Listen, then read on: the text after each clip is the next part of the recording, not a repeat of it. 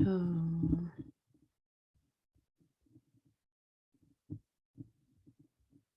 okay, so let's get started.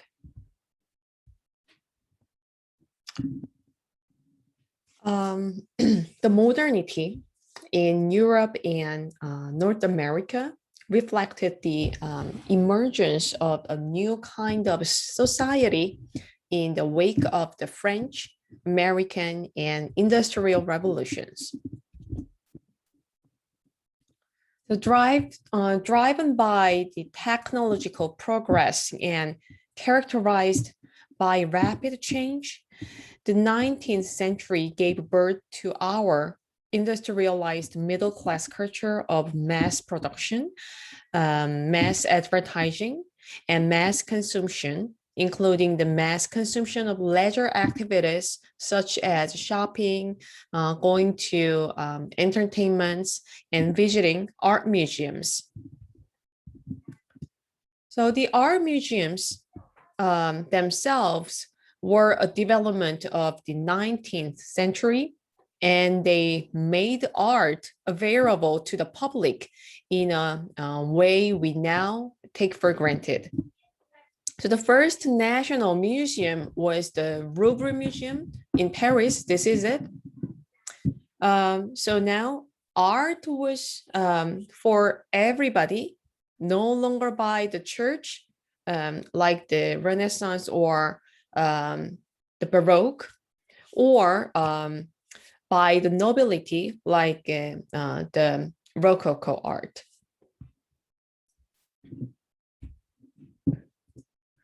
So many of scholars agree that modern art started from the Louvre Museum's foundation in 1793, and it ended after World War II.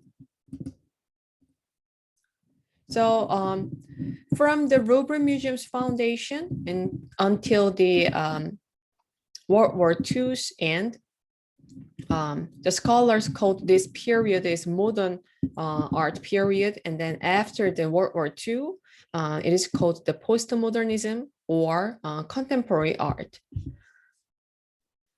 And the modern era, the modern time is divided by two. Before the avant-garde, and then after the avant-garde. So there is an avant-garde. So let's talk about what is the avant-garde. We learned photography before, right? You remember it? And the first photograph in the world, daguerreotype, came out to the world during this modern time period.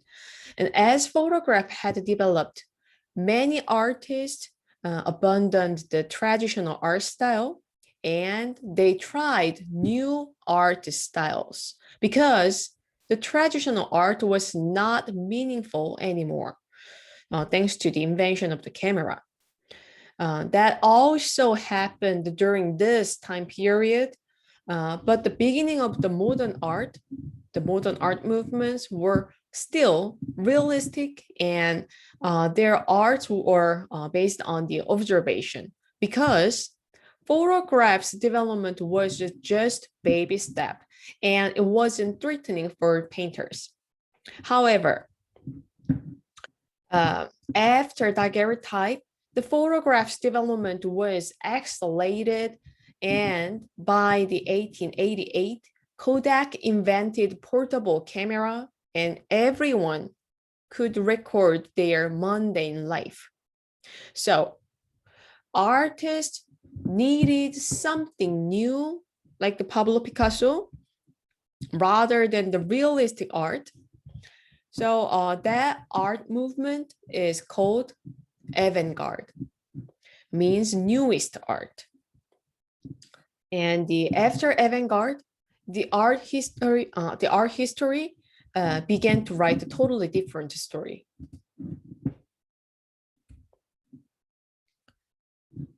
So before the avant-garde, there were three major art movements: realism, impressionism, and post-impressionism. And after avant-garde, diverse art movements arose, like Fauvism, Expressionism, Cubism, Futurism, Dada, Surrealism, and Idealism. So today, we are going to see the art movement before the avant-garde: Realism, Impressionism, and Post-Impressionism. So let's see the realism first. A number of artists broke away from the traditions of earlier 18th and 19th century art to create objective representations of the real world. The movement called realism refers specifically to writers and artists in France who were concerned about achieving social change after the Revolution of 1848. So realist artists sought to depict the everyday and the ordinary rather than the historic, the heroic, or the exotic. No, it's just like the Renaissance and the Baroque and the Rococo art. They sought that kind of things, but realism, they just depict the true life, the true lives of the middle and the lower classes. This is a realism artist, Honor Dormier. His lithography printing work of art. We saw this work when we learned contextual analysis before, so we're going to just skip this, and let me show you another realism work. This is it. So everyone, look at this painting.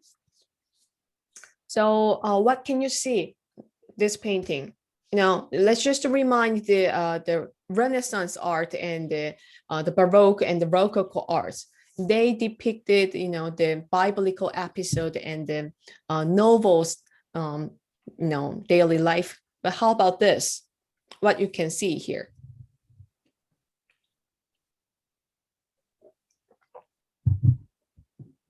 What are they doing? It looks like they're collecting rocks. Oh, yes. Yes. Mining? Yes, mining. They're working, right? Very good. So this painting, Stonebrokers, was shocking for its depiction of working class people on a large-sized canvas, a scale the large-sized canvas normally reserved for the heroic subject matter of history paintings. The Courbet's painting, this painting, highlights the back-breaking, monotonous work of the poor. The breaking of stones was a job taught by older generations to young men, and it was a job a man would have for a lifetime. The painting shows an older worker and his young assistant as powerful and unrelenting qualities that alarmed the upper classes. And a year before Courbet painted this work, in the revolution working conditions and to low pay.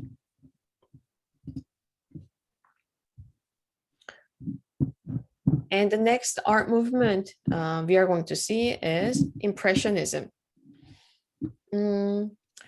So the artists who came to be called Impressionists worked in individual and sometimes very different styles, but they were united in rejecting the formal approach of the art taught in the academic in Paris.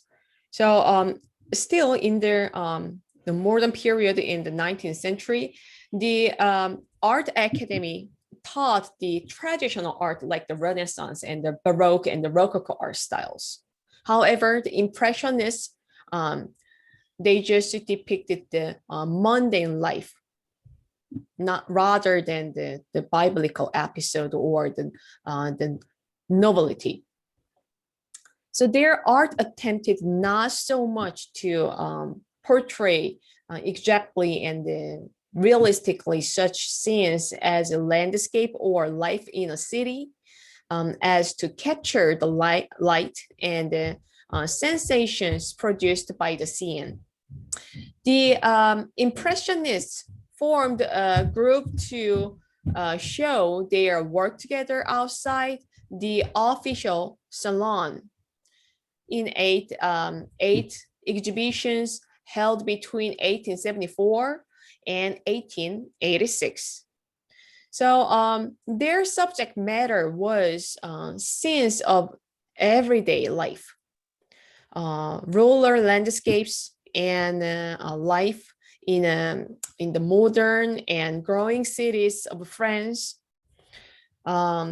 Impresses were often intent on capturing the essence of moments in time. Before the Impressionists, artists who followed the traditional method of painting gave their work a smooth surface. And Impressionists, on the other hand, close to reveal their brush strokes like this. So the almost sketchy, unfinished appearance of many Impressionist works breaks away from the academic tradition of creating an illusion of a three-dimensional space on the canvas. Instead, Impressionists flattened the space, welcomed the texture created by the paint, and often allowed the canvas to be seen beneath the painting. Many impressionist painting do indeed have an apparently unfinished quality, because the artists are interested in capturing instantaneous moment rather than creating a highly finished, technically flawless piece of work. So we're going to see three Impressionist artists, and the first artist is Edward Manet. Edward Manet was a French modernist artist, and he was one of the first 19th century artists to paint modern life, and pivotal figure in the transition from realism to Impressionism. So this is his one of his very famous masterpiece. So let's talk about this painting together. So what can you see in this painting, everyone? Let's just start from that. Looks like a picnic. Yes, yeah, they're having a picnic. Yes. So can you guess the artist's intention for this painting? Can you read it? A group of friends enjoying each other's company without judging one another, I guess. Oh, yeah, very good guess. But why she's naked? Maybe she was hot. I don't know. Yeah, we don't know. I have no idea. Yeah, no. We don't know. room. Yeah, that's the answer. So Manet's paintings are hard to read, actually. For this painting, why this front woman is naked and posed like that, and where she is looking at. You just called me. Yeah. It seems like she's staring at us, not the guys, you know.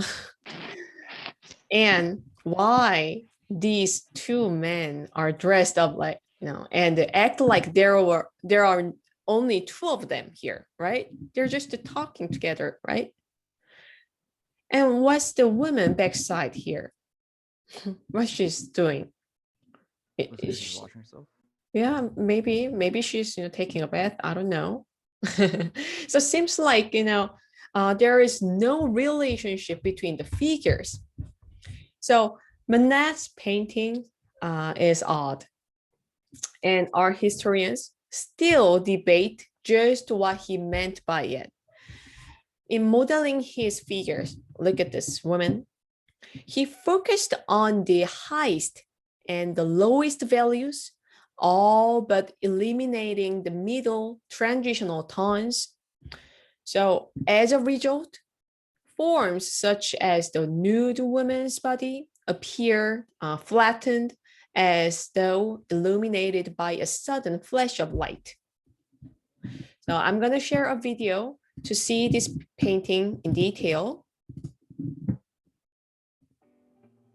We're in the Musée d'Orsay, looking at Déjeuner sur l'herbe, luncheon on the grass. By Manet, although it didn't originally have that title. Its first title was The Bath. And there is really neither bathing nor a luncheon going on. There is a woman in the distance in the water. There is some fruit and a brioche or roll in the foreground. So perhaps a remnant of a lunch, but that's not what this painting is about. But it's very difficult to determine precisely what this painting is about. And I think that's part of the point. The painting was exhibited not at the official salon sanctioned by the Royal Academy of Fine Arts, the authority for art. Instead, this was exhibited at the Salon des Refusés. The Salon des Refusés was set up by Emperor Napoleon III because so many works of art had been excluded from the official salon. But even though this painting was in the exhibition of rejected artwork, it still caused a storm of controversy based both on what was being portrayed, but also its painting technique, how it was portrayed. These figures are clearly modern Parisian figures. And that's the problem. They're not set far away in ancient Greek and Roman mythology or set back in time. These are figures clearly wearing fashionable Parisian clothing, except, of course, the nude woman, which is the other part of the problem. By placing a woman who is nude in this context, and because she's not veiled or distanced by mythology, she's not a nymph in a classical grove, she is actually a recognizable figure. This is Manet's model, Victorine Moron. And because the two men are also recognizable figures, there is an immediacy here that creates a degree of discomfort for the viewer. These figures don't look idealized. They don't look timeless. They look like actual people you would see on the streets of Paris. The other significant problem with these three figures is that no one seems to be truly interacting. The nude female figure looks directly out at us in a gaze that is very nonchalant and yet very direct. Which is also breaking with tradition. In the rare instances where a nude female figure would look out toward the audience, it might be with a coy look. But here there is a figure that's returning the viewer's gaze. And then we have the two male figures. The figure on the right gestures toward the figure in the center, but the figure in the center seems to gaze absently out of the painting and doesn't seem to return the figure on the right's gesture and conversation. And then we have this odd figure in the background who's spatially too large for where she should be in the middle ground. There are all kinds of spatial problems here that Manet has built in. These are not happenstance, these are purposeful. For example, the woman in the background seems to reach down to scoop something out of the water, but in fact, she seems to be reaching down to the thumb of the man in the foreground, collapsing the last traces of the illusion of depth. We also have figures who are rendered very flatly. So for example, the nude female figure is not modeled with that lovely movement from light to dark that would give her a sense of three-dimensionality that is typical of representations of the female nude historically. Critics noted that she seemed to have a kind of studio lighting about her instead of the natural outdoor light of where she's located. There is some minor modeling around the breast, under the thigh, but for the most part, she looks like she's a flat cutout. And even those shadows are very dark. There's almost a sense of her being outlined in dark grays and blacks instead of a lovely soft modeling. Overall, the handling of paint, whether we're looking at the grass in the foreground or the meadow in the distance, it's incredibly loosely brushed. There's no sense of finish. And for paintings that were approved by the jury for the Royal Academy, having a painting that was really worked on, where there was no sense left of the hand of the artist, that was the priority. And Manet is just flagrantly disregarding that. We also have a figure who seems naked.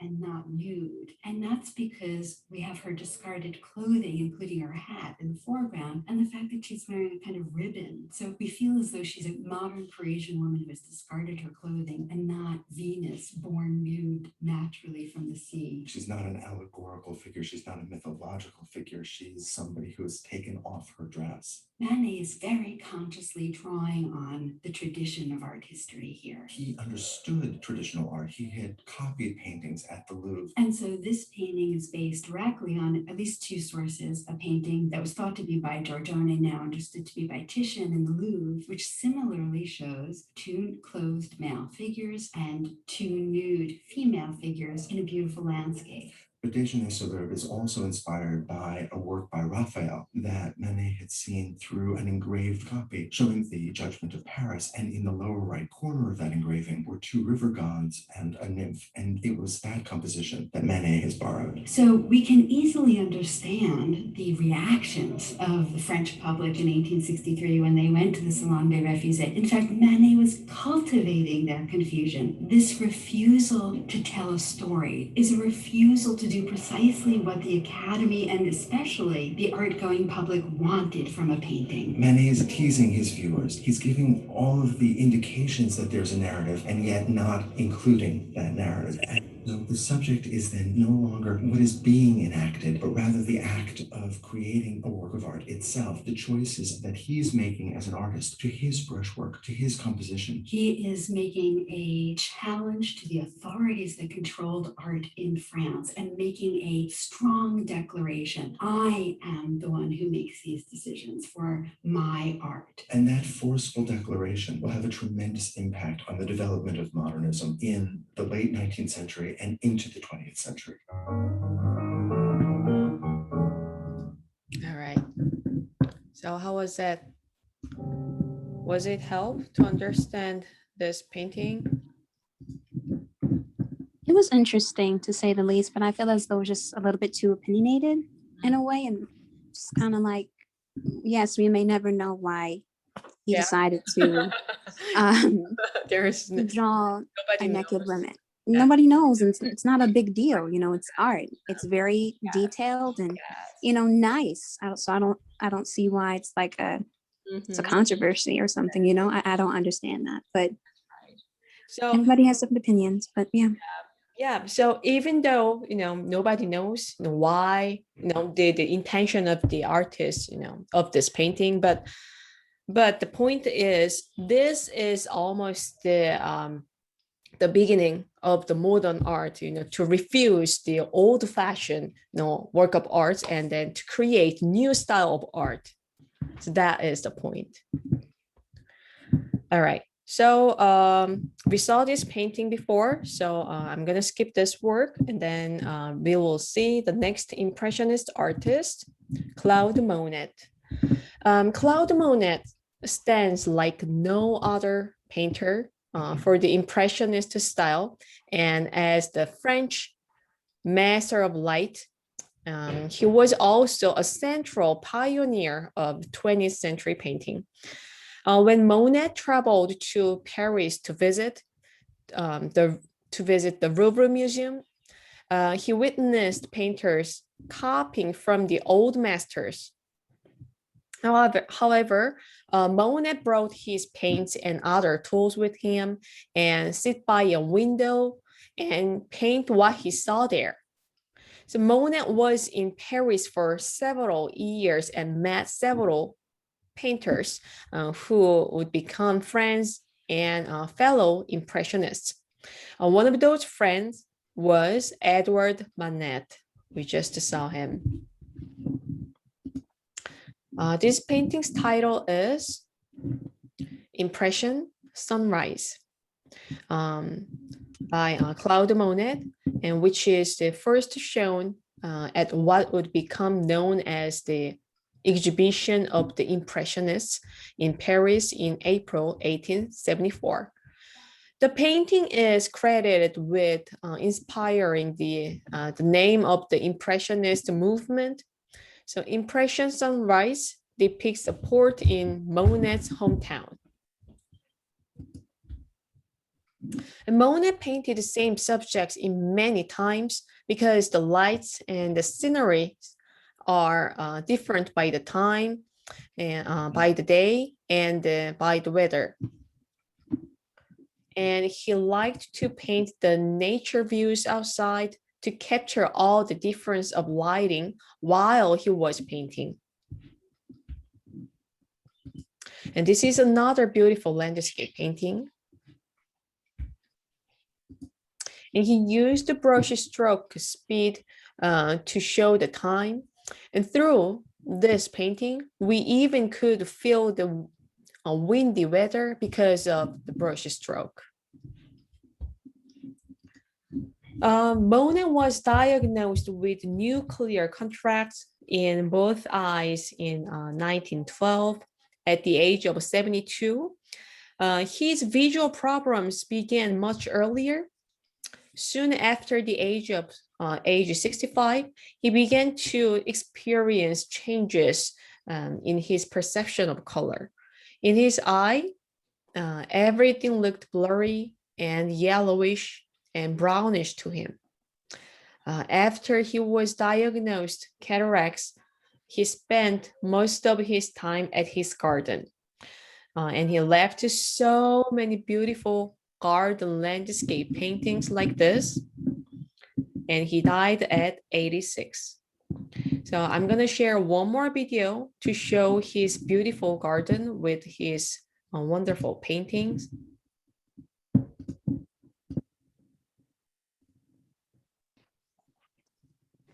Very beautiful. Yes, very. Amazing. Yeah, I love that garden. All right, let's move on to the last Impressionist artist, Auguste Renoir. Renoir was a French artist who was a leading painter in the development of the Impressionist style. He depicted beauty and especially feminine sensuality. So this painting is one of the Impressionism's most celebrated masterpieces. The painting depicts a traditional Sunday afternoon at the original Moulin de Margaret in the district of Montmartre in Paris. In the late 19th century, the working class Parisians would dress up and spend their time here, dancing and drinking and eating, just like our life. So the Renoir depicted their mundane life. And he left so many beautiful portrait paintings like this. Look at the brush stroke on her hair. It's super soft, but every single strokes are alive. And this is another portrait painting. This is unusual portrait style because the composition is not focusing on the figures nor landscape. Even the kid doesn't show her full torso in this painting. So he tried to make an unique portrait style in this painting with the different angles. Renoir shows the completed technique as Impressionist through this painting. So there is a video about his life with his masterpieces in Moodle Room. So please watch the video to fully understand this amazing artist. And now we're going to move on to the Post-Impressionism, which is the last art movement before the avant-garde. The next generation of artists admired many aspects of Impressionism, especially its brightened palette and direct painting technique. But they reacted in various ways to what they perceived as its shortcomings. Their styles are so highly personal that we commonly group them together under the neutral term post-impressionists, meaning simply the artists who came after Impressionism. So we are going to see three post-impressionist artists: Georges Seurat, Vincent van Gogh, and Paul Gauguin. So let's see Georges Seurat first. Seurat wanted to place Impressionism's intuitive recording of optical sensations on a more scientific footing. And his reading of color theories led him to develop the technique of pointillism, in which discrete dots and dashes of pure complementary colors were supposed to blend in the viewer's eye. We learned his artistic technique in Visual Elements chapter for the optical color mixture. He painted all the colors with color dots, but he didn't use direct colors on it. And he used optical color mixture. For example, to make the green color, he used yellow dots and blue dots. And when the lots of color dots put together, they create new colors. And the next artist is Vincent van Gogh. Vincent van Gogh was a Dutch post-impressionist painter who is among the famous and influential figures in the history of Western art. In just over a decade, he created about 2,100 artworks, including around 860 oil paintings, most of which date from the last 2 years of his life, which is amazing. And they include landscapes, still lifes, portraits, and self-portraits, and are characterized by bold colors and dramatic, impulsive, and expressive brush work that contributed to the foundations of modern art. Sadly, he was not commercially successful, and he suicided at 37, came after years of mental illness and poverty.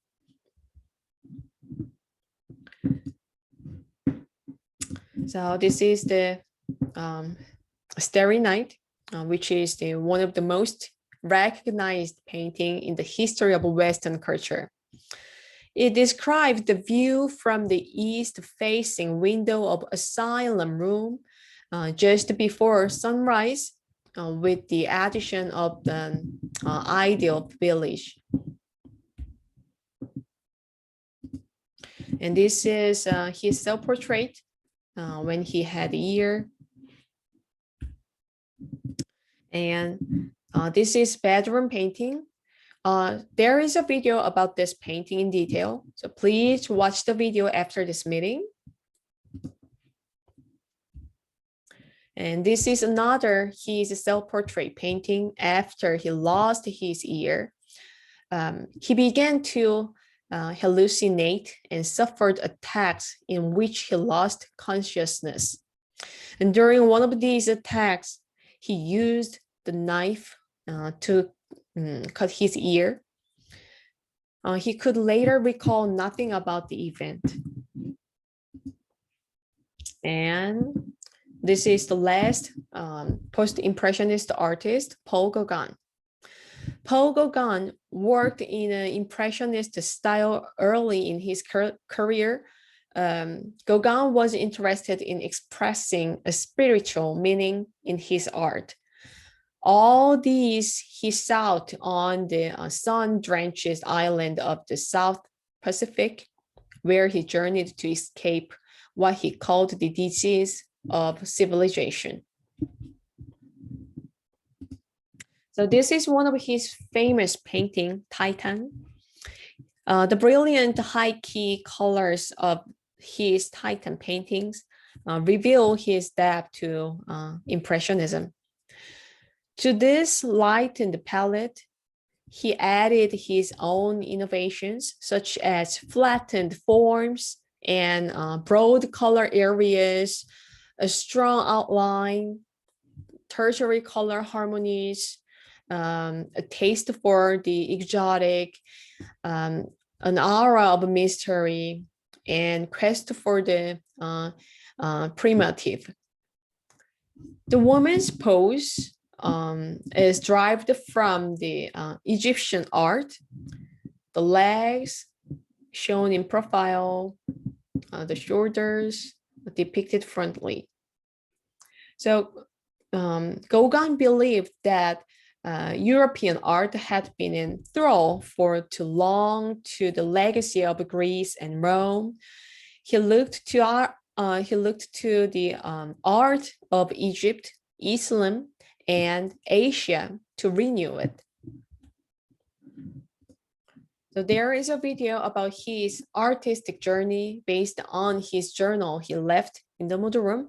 So please watch this video to understand that this artist's creative viewpoint.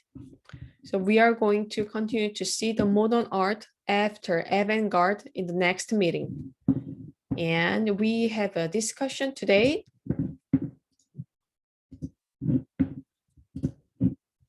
So this is it. So everyone, please go to discussion 12.2. And please read e-textbook page 519 and discuss why artists choose same themes and depict the themes differently. That is the today's topic. Any question, everyone?